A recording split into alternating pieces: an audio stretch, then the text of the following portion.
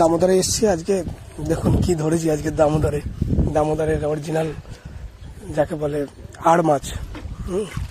অনেকগুলো মাছ ধরেছি আজকে, দেখা যাচ্ছে। বড় জাল নিয়ে এসেছিলাম। এটা তো একটা মাত্র, এটা বলে আড় মাছ, নদীর আড়। দারুণ, খেতে দারুণ, পুরো দামোদর নদীর আসল মাছ।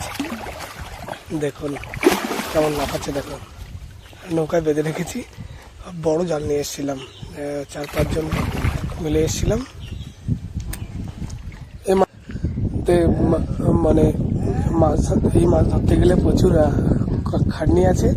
দামোদরে প্রচুর জল, জলের ভিতরে সব জায়গায় পাওয়া যায় না। এটা আমার মাটির ভিতরে গাড়ি করে, সে গাড়ি গর্ত মতো করে, ক্লাবে মাছ যেরকম করে সেরকম গর্ত করে।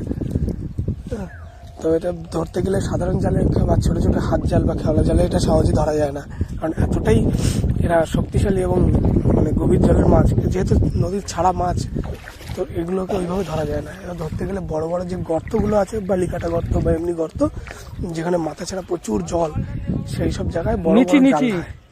ওই জাল দিয়ে 4-5 জনে মিলে ঘিরতে হয়।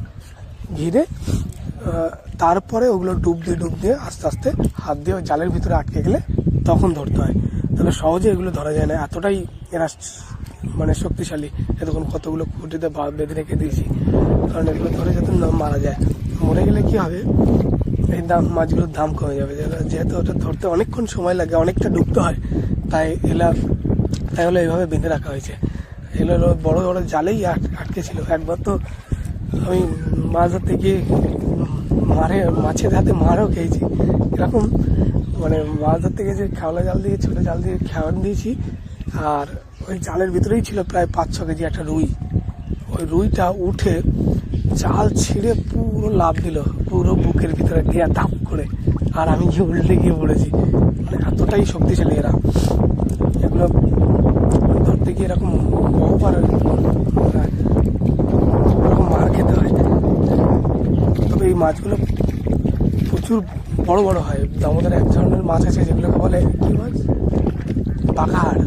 এই বাঘাড়গুলো একটা হয় প্রায় 15-16 কেজি, 25 কেজি, 30 কেজি এরকম হয়। এগুলো যখন বর্ষা হয় সেই সময় এই মাছগুলো আসে, মানে এতটাই বড় হয় বাঘাড় মাছগুলো। হলুদ হয়, আর আঙুর ফলের মতো ঠিক লাল লাল টাইপের ডিম হয় ভিতরে বাঘাড় মাছের।